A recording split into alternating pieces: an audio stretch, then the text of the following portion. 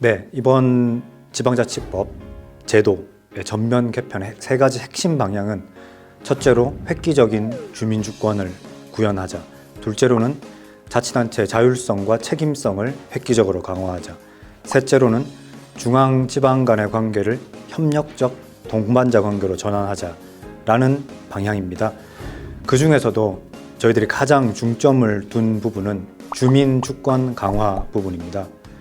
잘 아시겠지만 1988년 지방자치법이 전면 개정된 이후 30년이나 흘렀지만 실제 지방자치의 주인이라고 할 수 있는 우리 주민들에 대한 관심은 부족했습니다.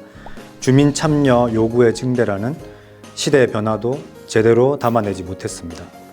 이번 개정은 주민 중심의 지방자치 구현에 초점을 두고 지방자치법 전반에 걸쳐서 주민 참여 요소를 강화하였으며 주민 발안, 주민 투표 소환 등 직접 참여 제도의 문턱을 대폭 낮추었습니다.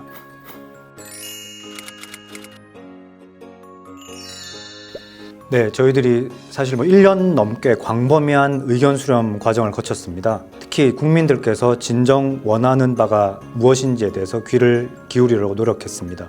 구체적으로는 작년 10월에 자치분권 로드맵을 발표한 이후에 지역별로 순회 토론회, 또 전문가 간담회, 온라인 의견 수렴 절차 등을 거쳤습니다.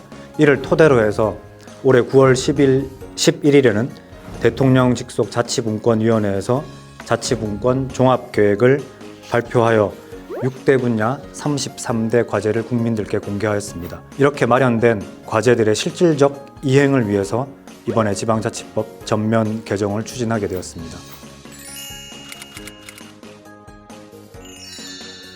네, 사실 이게 대대적인 개편인 만큼 여러 가지 어려운 점도 많았는데요.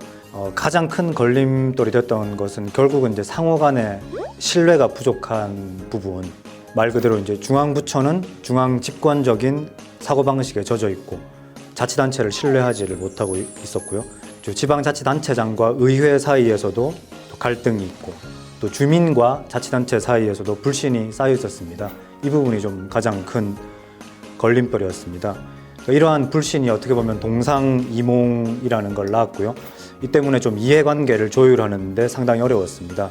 하지만 저는 좀 미래를 낙관적으로 봅니다. 지방자치가 더욱 성장해 나감에 따라서 건전한 견제와 균형의 원리가 작동을 하고 상호 간에 이런 신뢰도 쌓여 나갈 것으로 기대하고 있습니다.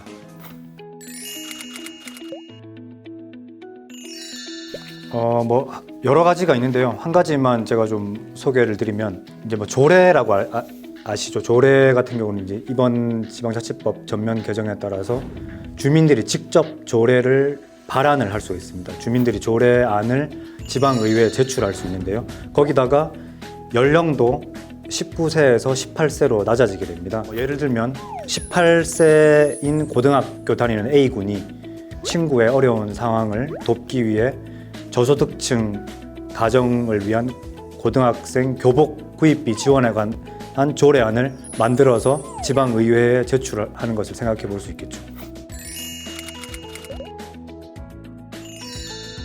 앞서 말씀드린 바와 같이 이번 개정안의 1, 2관지, 즉 처음부터 끝까지 관통하는 하나의 핵심은 주민 중심이라는 키워드입니다.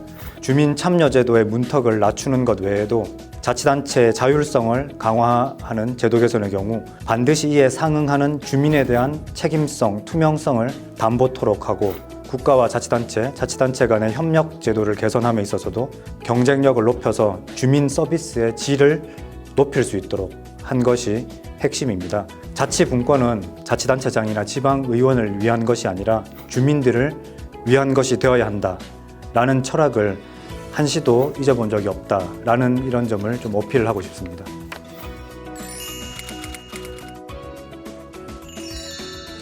자치분권 어렵게 생각하실 필요가 없습니다. 우리가 출근해서 퇴근할 때까지를 한번 생각해 보시죠. 우리가 모두 아침에 일어나서 물로 세수를 하죠. 또 지하철과 버스를 타고 출퇴근을 합니다. 그리고 저녁에 돌아와서 가스로 밥을 지어 먹고 또 쓰레기 처리를 하죠. 이 모든 것들이 누가 하는 것이죠? 중앙정부가 절대 하는 것이 아닙니다. 이건 지방자치단체가 제공하는 주민 서비스입니다. 실제로 우리가 하루하루 살아가는 삶은 바로 우리 지역의 문제이고 지역에서 벌어지는 것입니다. 자치분권은 바로 우리 지역에 우리 주민들에게 더 많은 권한을 주자는 것입니다. 그러니까 자치분권은 내 삶과 직접적인 관련이 있겠죠.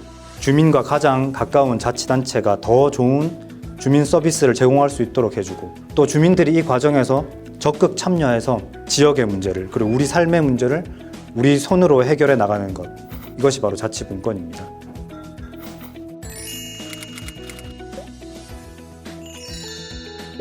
네, 한마디로 자치분권을 정의하기는 어려운데요.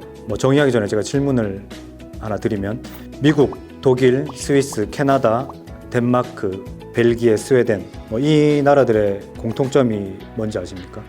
선진국? 네, 맞습니다. 대표적인 선진국들이죠. 또 하나의 공통점은 자치분권이 가장 잘 되어 있는 나라들입니다. 저는 자치분권을 한마디로 정의하자면 선진국으로 가는 지름길이다 이렇게 표현하고 싶습니다.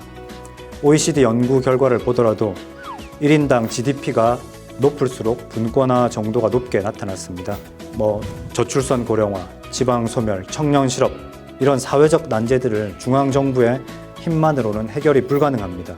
중앙 집권형 국가에서 지방 분권형 국가로 국가 운영 패러다임이 변화되어야 합니다. 지역의 다양성과 창의성이 지역의 발전을 이끌어내고 이것이 국가 발전으로 이어짐으로써 주민들의 삶이 더 나아지고 대한민국이 한 단계 도약하는 것, 이것이 바로 자치분권의 비전입니다.